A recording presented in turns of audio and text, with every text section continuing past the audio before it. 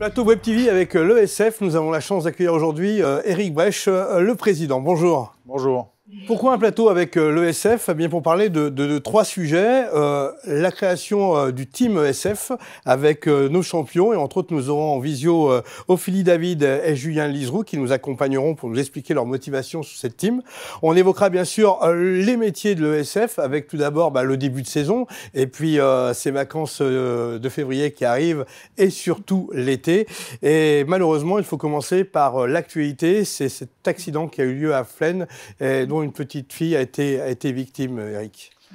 Oui, malheureusement, samedi, le directeur de l'école de ski de Flaine m'appelle vers 13 h et on constatait donc un accident très grave. Une personne est arrivée très vite, n'a pas contrôlé sa vitesse, n'a pas contrôlé sa trajectoire et a percuté violemment donc une petite fille qui était dans un cours avec une monitrice de ski. Et malheureusement, elle est décédée des suites de cette blessure. Donc, on pense bien sûr à la famille, on pense très fort à cette famille qui, je pense, va vivre, est très marquée. Bien sûr, à la monitrice qui était dans ce cours de ski. Et puis, tout l'environnement, on est tous des parents. Le ski est avant tout une discipline sportive, mais c'est aussi un loisir. Et d'aller pratiquer un loisir et perdre la vie comme ça, c'est juste terrible. Et incompréhensible. Il y a des choses qui ne s'expliquent pas. C'est là où il faut redoubler de vigilance sur les pistes, même lorsqu'on est un peu euphorique en cette période hivernale. Développer la pratique du ski, c'est 75 ans, ça nous anime en toute sécurité. La sécurité est au cœur même de tout l'écosystème de la montagne. On rappelle sans arrêt de la partie pédagogique, de comment ça marche, comment on doit justement faire les choses sur les skis, comment c'est rappelé dans tous les cours de ski. La sécurité est vraiment au cœur même de notre pédagogie. Et malheureusement, souvent on voit le week-end, malheureusement des samedis, des gens de la vallée qui montent et qui veulent se faire plaisir, mais tout le monde veut se faire plaisir. Et je pense qu'il faut absolument que tous les patrons de filière, tout le monde, on continue à marteler partout, sous les réseaux, dans la presse, dans tous les cours de formation, comment on doit se comporter sur les pistes. C'est ni plus ni moins que comme on est sur la route. Bon, ben voilà, il faut contrôler sa vitesse, il faut contrôler sa trajectoire, il faut contrôler et respecter les autres. On a l'impression quelquefois qu'il y a un individualisme qui s'est démultiplié au fil des années. Ce n'est pas normal. Il faut absolument partager ces beaux terrains de jeu, ces beaux territoires en faisant très attention de comment on se comporte, en maîtrisant ses vitesses et ses cours. En tout cas, c'est ce qu'on rappelle quotidiennement. Ce type d'accident reste très rare, Éric. Oui, alors on a un système justement d'observation qui est à l'École nationale des sports de montagne et qui recense tous les accidents sur le domaine skiable ou hors domaine skiable, et liés à la montagne, à la pratique du ski, des guides haute montagne. Et là, on s'aperçoit quand même que ce genre d'accident est assez rare, parce que sur les 11 dernières années, il y a eu 5 décès dus à des collisions. Alors, on parle de l'actu. L'actu est aussi positive avec l'ESF et la création du team ESF avec des champions référents qui vont apporter toutes ces valeurs qui font la richesse de nos moniteurs. Bah oui, je pense qu'il y a une très belle transition. Hein. C'est que le team ESF, c'est avant tout un parcours d'un athlète qui a commencé bien souvent à l'école de ski français, des fois au jardin d'enfants, avec les étoiles, et puis dans nos stages compétition, et qui ont pris après un virage très compétitif, et qui ont excellé justement dans leurs disciplines respectives. Et il me semblait intéressant que le monde professionnel redonne cette visibilité à ces athlètes à qui ils ont fait des très, très beaux résultats, champions du monde, champions olympiques, dans des disciplines respectives.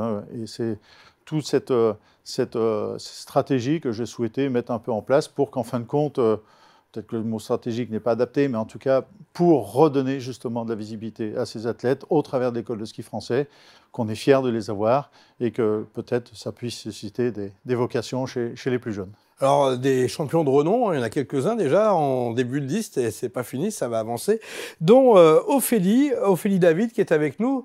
Bonjour Ophélie. Bonjour messieurs. On te connaît pour le ski cross et bien sûr, tu défends les couleurs de l'Alpe d'Huez depuis toujours et depuis longtemps. Qu'est-ce qui t'a attiré dans cette initiative d'Éric Brech ? Bah, alors déjà, tu l'as souligné, je viens de l'Alpe d'Huez et l'Alpe d'Huez est un bastion fort de l'ESF. Moi, j'ai donc fait mes premiers virages derrière des moniteurs en rouge. Mes premières émotions de course, c'était lors des courses Mickey sur le stade de l'Alpe. Bref, après, comme tu l'as dit, j'ai eu la chance d'avoir une jolie carrière. Et aujourd'hui, pouvoir, à travers l'ESF et la création de ce team, partager et transmettre ma passion, c'était un très très beau cadeau qui ne se refuse pas. Alors, qu'est-ce que tu voudrais transmettre finalement à ces jeunes qui te regardent et à l'ensemble des skieuses et skieurs? Alors, je trouve que le ski, c'est bon, évidemment un sport, mais c'est aussi une culture, c'est un territoire. Eric nous l'a redit, c'est des valeurs très fortes. C'est aussi un patrimoine, c'est une histoire. On est tous un petit peu les enfants d'Émile Allais, qui était également un grand précurseur, un rêveur, qui a amené d'immenses innovations. Et je trouve que c'est un très très beau message aujourd'hui, à l'époque qu'on est en train de traverser. Regarder devant, être unis, innover, créer, et puis être animé par l'amour de ce que l'on fait, l'amour du ski, mais dans ce territoire qui nous accueille été comme hiver. Julien Liseroux, on connaît le victorieux champion du monde, de Coupe du Monde. Aujourd'hui, à s'inscrire dans le team ESF, c'est apporter quoi? Beaucoup de notoriété, beaucoup de dynamisme, une sensibilisation aussi?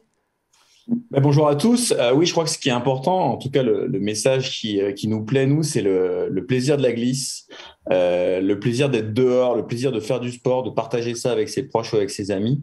Et en tant que sportif, voilà, on véhicule des images de compétition, des images de haut niveau. Mais il faut pas oublier qu'on a tous été fans de compétition parce qu'on aimait ça, parce que de descendre, de dévaler des pistes, de faire de la poudreuse, de faire du ski de fond et ainsi de suite, c'est avant tout un vecteur de loisir et de plaisir. Et moi, c'est vraiment ça que j'ai envie de transmettre aux jeunes. C'est profiter de la glisse, profiter du soleil, profiter de la neige. C'est une vraie chance de pouvoir le faire et tout le monde n'a pas les moyens et n'est pas capable de le faire. Alors, on a cité deux noms, mais il y en a d'autres, Eric. Oui, bien sûr. Alors, on a voulu balayer large sur toutes les disciplines avec des hommes et des femmes, justement, qui ont mis très haut et hissé très haut le drapeau français sur toutes les compétitions internationales, dont on viendra compléter ce team Jean-Baptiste Grange, champion du monde et de Valoir, et puis Marie Dorin, qui est une experte, bien sûr, championne olympique en biathlon. Alors c'est le début, c'est le noyau dur, on va dire. Voilà, on va capitaliser sur ces 4 personnes, mais il y en a d'autres, bien sûr. Et puis, bon, avant tout, on attend que les personnes arrêtent leur carrière sportive. Je crois que c'est important. Donc là-dessus, c'est un premier geste, c'est une première année. On va co-construire ensemble avec les athlètes. C'est quoi le programme de la team du team, pardon. Du team, ouais. Alors c'est bien sûr, on a tourné des images pour que derrière, et puis des photos pour que derrière ça puisse être visible dans chaque école de ski français sur tout le territoire national. Et puis c'est une représentation dans les compétitions que nous organisons, type Étoile d'Or, Ski d'Or, Col d'Or, et puis le Nordic Ski Hors Cross. Et puis en fin de saison, le challenge national des moniteurs des écoles de ski français. Évidemment. Ophélie, quand on voit les jeunes aujourd'hui, on est quand même sur une année sensible en termes de ski, et on est en plein dedans. Quand tu regardes à la télé, tes consoeurs et confrères d'aujourd'hui, qu'est-ce que tu en penses? Ça te donne des idées? Tu te dis, tiens, mais j'aurais pas fait ça comme ça. Enfin, on doit réagir, non? Non, alors écoute, déjà, je trouve qu'on a une chance incroyable. En France, là, on a vraiment une très belle équipe olympique qui va défendre nos couleurs à Pékin, que ce soit la neige et la glace. Et alors, honnêtement, non, je me permettrai pas de critiquer parce que tu sais, il faut être, je pense, au cœur du projet pour vraiment comprendre les axes et les directions que chacun prend. Mais en tout cas, c'est vrai que c'est toujours un plaisir d'échanger avec les jeunes champions, de leur faire profiter de notre expérience, mais moi perso j'attends que ce soit eux qui viennent demander. J'ose pas aller étaler ma science. Julien, tu es souvent sur le terrain, on te voit partout dans les manifestations, dans les événements. J'imagine que ça échange dur. Alors oui, j'ai toujours eu un petit peu cette éducation de par mes parents qui sont à la retraite maintenant, mais qui étaient moniteurs de ski. Donc on aime bien ce partage d'expérience. Alors je vais pas parler de notion de guidage parce que j'aurais pas cette prétention-là.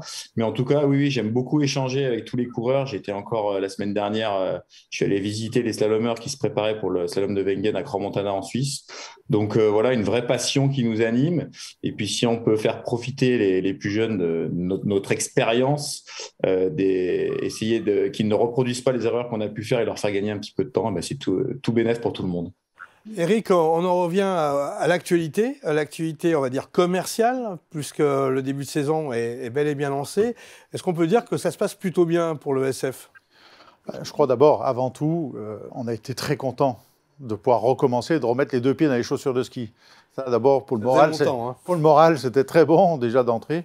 Et puis, c'est vrai qu'on ressent fortement cette appétence pour le ski, pour la neige. Et on a eu la chance parce que justement, Dame Nature a pu arroser toutes les montagnes françaises et on a pu démarrer correctement donc, ce début de saison.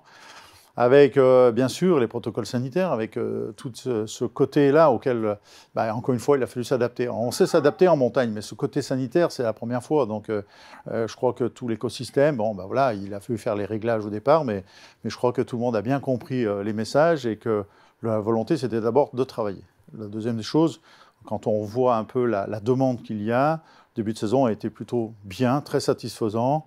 Il fallait attendre le 7-8 janvier parce qu'il y avait un décalage avec les vacances des Belges, fait qu'à un moment donné, j'allais dire, la première lecture, le premier bloc est plutôt très intéressant, à part quelques chiffres négatifs à certains endroits, parce que justement, les problématiques liées à la crise sanitaire, des stations de ski comme Montgenèvre, proche de l'Italie, c'était un peu plus compliqué, mais toujours est-il que les bilans sont plutôt très satisfaisants.